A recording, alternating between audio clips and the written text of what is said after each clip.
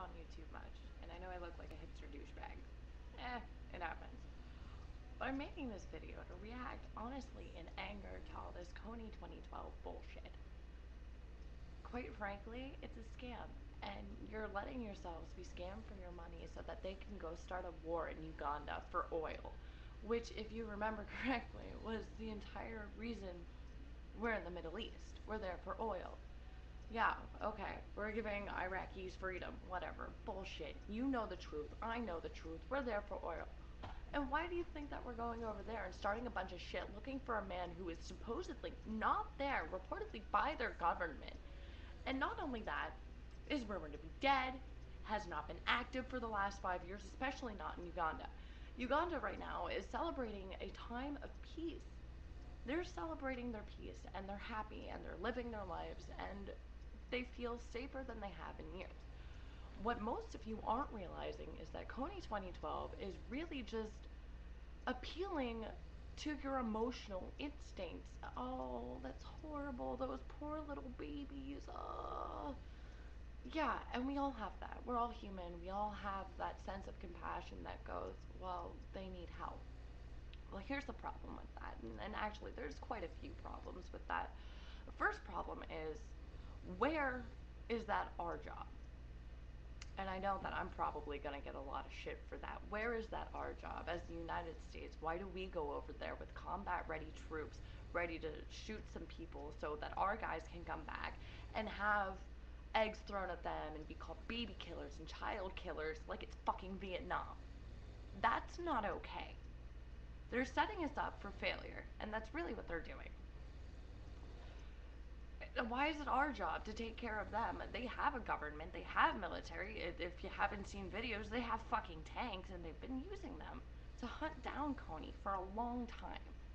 So I don't think that we should get involved militarily. I don't think that's our job, and I don't think it's important, and I think it's really, really shady that Invisible Children does. Secondly, they're angry. If you haven't seen videos on YouTube all around, and I'm sure a lot of you have done your research on this, Ugandans are very angry, not only at Invisible Children, but at the American population for saying, oh, well, okay, we'll go help them, we'll send our troops over, and we'll kill Kony because, you know, they're too weak and powerless to do so. You're portraying them as stupid people, and they are not. You're portraying them as weak, and they are not. That's not okay either. And then you have a other thing that a lot of people are saying. I don't necessarily agree with this one, but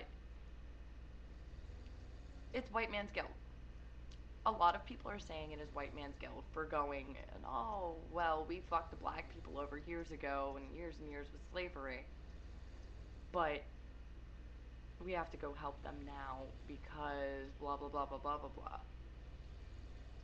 You're making up bullshit excuses because you feel bad for something that your ancestors did.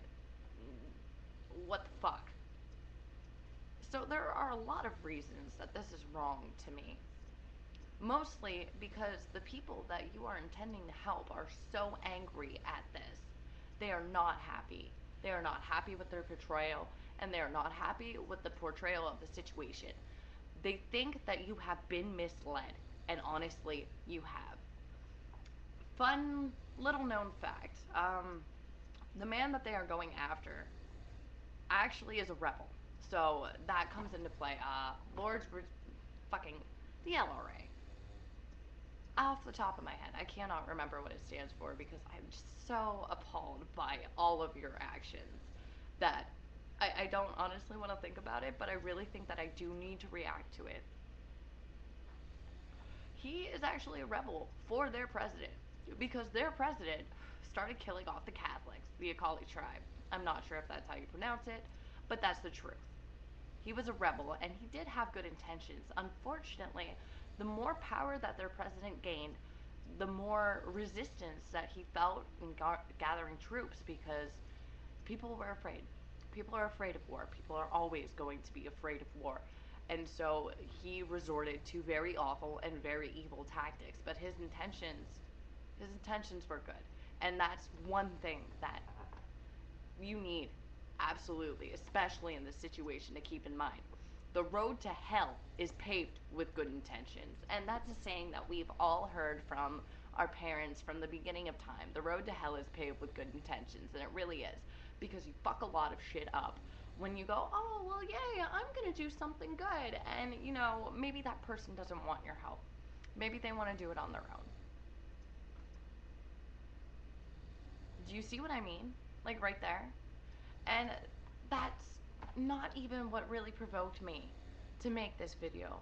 Right now, what provoked me to make this video is that on Friday, April 20th, Stoner Day, there was Cover the Night. And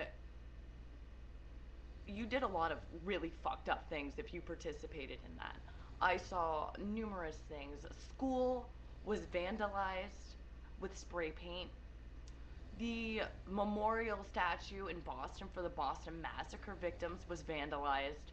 They covered up a beautiful piece of artwork, a community mural, for a shitty little fucking red wall with some crap about Kony. You are being misled, and you're being fucking stupid, honestly. And you don't even see it. You just, oh, these poor little kids. Well, let me tell you something. He has this child army, if he's even alive. What makes you think that sending military troops in, combat-ready military troops in, to deal with this issue is a good idea when there are child soldiers involved? Because the blood isn't going to be on their hands when the fucking soldiers have to shoot through the wall of children defending him. It's going to be on yours. And it's going to be on invisible children's. And I will gladly punch every Kony 2012 supporter in the face when it happens. You're not going to be willing to accept that blood on your hands. You're going to blame the troops. Oh, well, why'd they shoot the kid? Because you demanded it. You told them to go over there. You said, we have to do something. Something needs to be done. And a lot of kids are going to die from it. And a lot of violence is going to happen. And you are destroying their peace right now. What are you doing? They're over there to start a war, and you're letting it happen. You're encouraging it. The last time invisible children got involved in Uganda, reportedly it led to a lot more deaths and a lot more spurts of violence. Invisible children is not a cause worth supporting.